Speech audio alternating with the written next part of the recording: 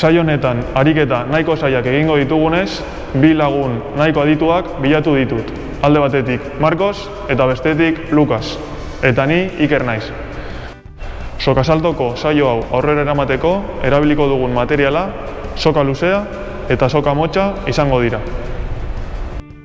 Ariketa honetan, sokasalto luzean salto egingo dugu. Horretarako alde honetatik sartuko naiz eta hasieran suabe ematen badute, azkarrago joateko eskatuko diet.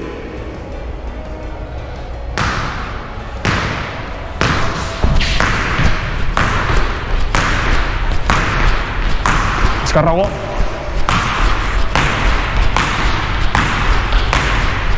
Azkarrago.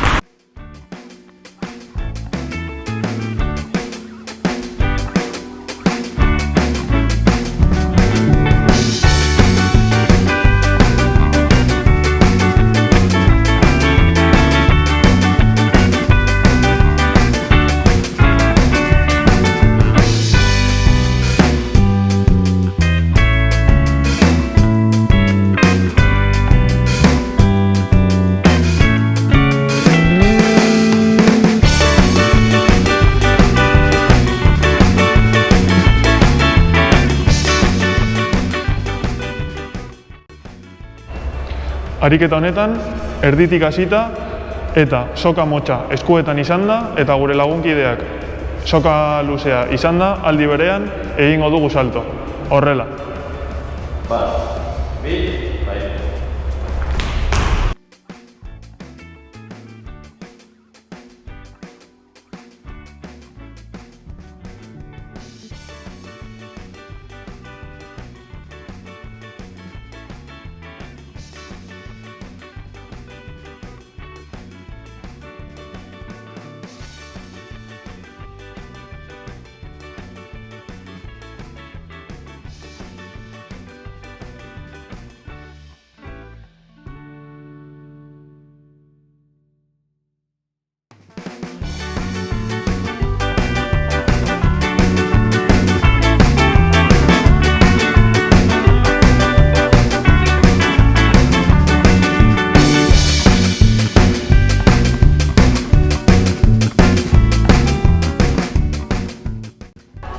Orain berdin egingo dugu, baina ariketa pizka bat zailago izateko aldaera bat egingo dugu. Honetan, Lucas eta nik soka ematen hasiko gara. Eta Marcos egin beharko duena izango da.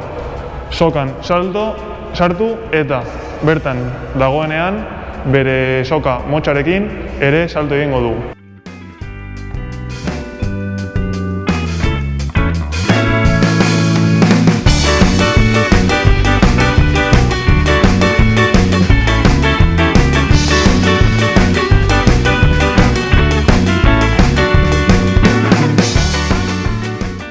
Orain, erronka berri bat botako dizuet zuen lagunei proposatzeko.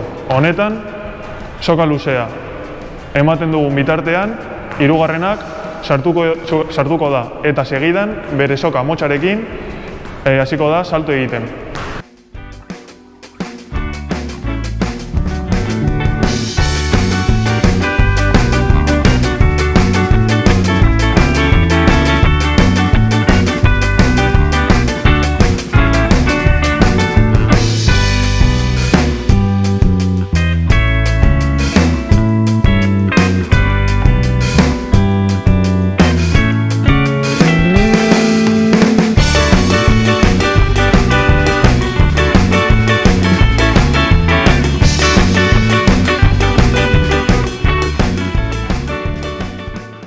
Hurrengo ariketan, bi kideok egongo gara soka luzea emoten eta hirugarrenak sartu egingo da.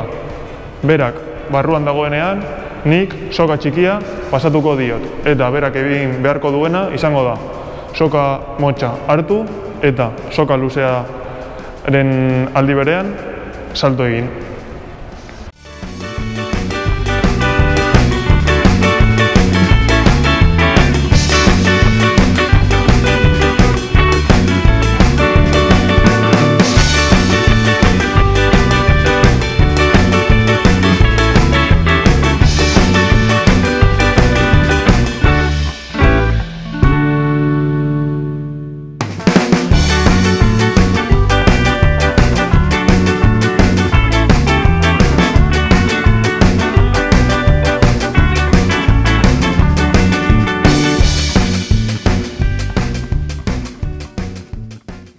Ariketa honetan, bi kideak izango dute soka luzea, baina oraingoan, kanpoan egon beharrean, barruan egongo dira.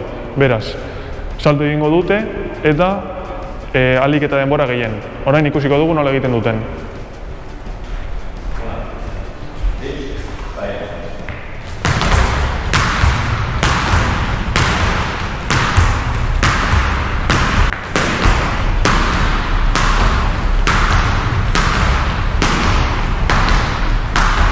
Orain, hurrengoa egiten saiatuko gara. Kideak soka ematen duten bitartean eta ondo badoaz, guk haien erdian sartzen saiatuko gara.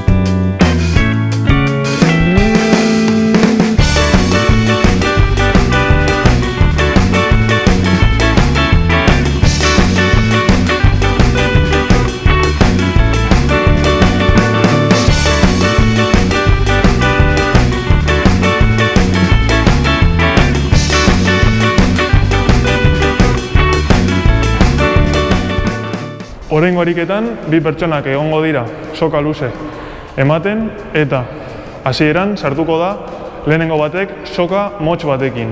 Berak hasiko da salto egiten soka luze eta soka motza aldi berean eta bera ondo dagoenean sartuko da laugarren pertsona bat eta elkarbanatuko dute soka motz hori. Horrela ikusiko duzue.